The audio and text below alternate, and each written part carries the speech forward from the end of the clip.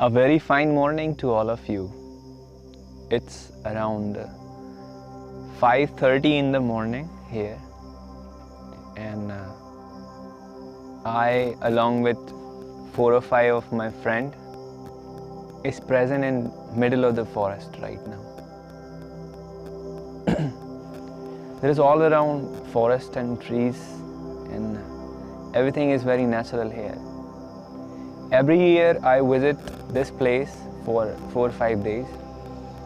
It is full of peace, full of vibrations, full of nature, full of greenery, full of those things which are hardly to find in cities, in the rush, in the crowd, where there is so much noise, so many vehicles, many people around there.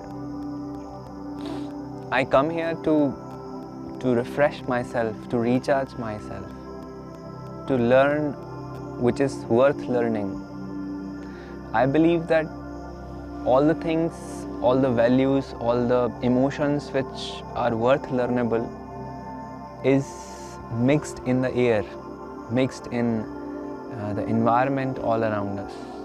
The only important thing and necessary thing is you have to get ready to learn those emotions, to accept, or I should say to download those emotions from the environment. You must have the quality to catch and to accept and recept those emotions from the environment. So this is the only purpose many saints and monks and many spiritual people go into the dense forest to meditate or to live there. They perform their own religious tasks in middle of the forest.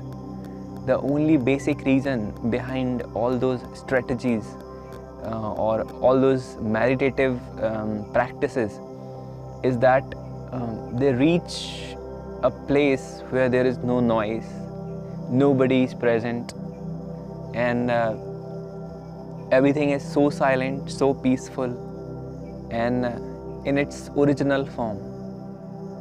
So when a man reaches there, so it also becomes like silent.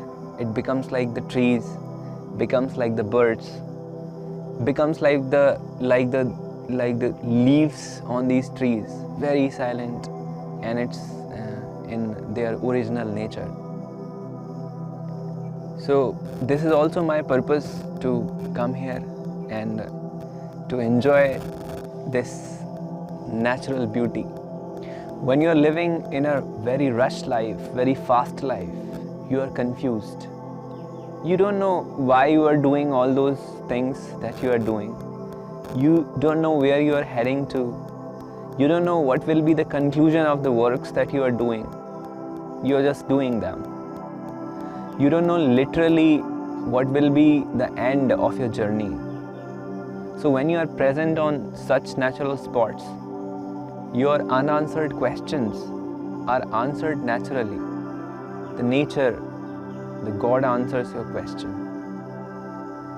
As it is said in our scriptures that our man, our, I should say, inner being is like a kalpa vraksha.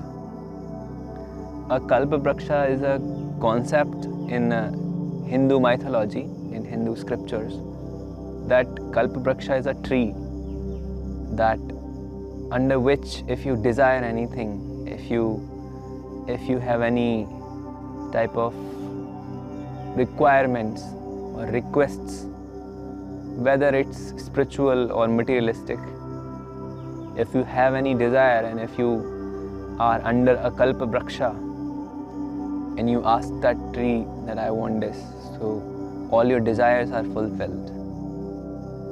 In the same way, our mind is also like a kalpa vraksha. What you desire, what you ask to your mind, or what you think in your mind changes into reality someday. So people must be little careful when they are thinking about something, about their requirements, about their own angle of seeing themselves.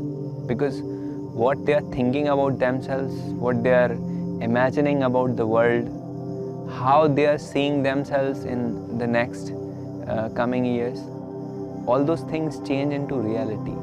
It's not anything fantastical that I'm saying.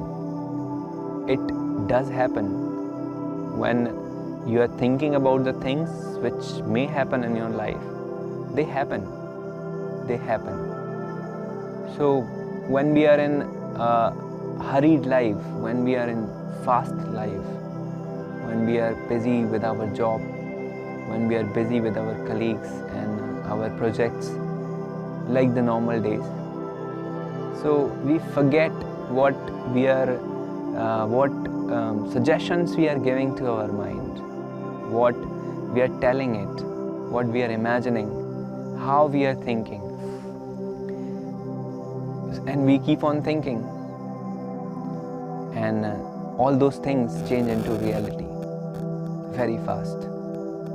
So this is my suggestion, that no matter what type of life you are living, no matter what type of environment in which you are live, no matter what happens all around you, but always be careful while giving suggestions to yourself, while imagining about yourself, while thinking about the things which are happening around you. Because whatever you think, whatever you imagine, whatever you plan, all those things change into reality. It's magical, but it's natural.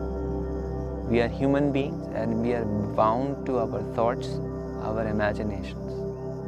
Recently in my classes I was discussing that human beings have two important qualities. One is imagination and the other is thinking. And we don't know how to control our imagination and how to control our thinking.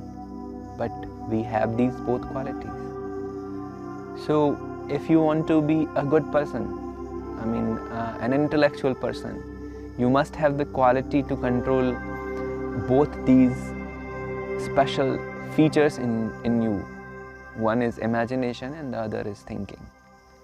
Because when people are imagining, they are imagining about the things which are not logical, which are not worth imagining, but they are imagining because they do not know how to control their imagination. The similar condition is with thinking. We have thinking skills. Even a child of 5 years thinks, but he doesn't know what he's thinking.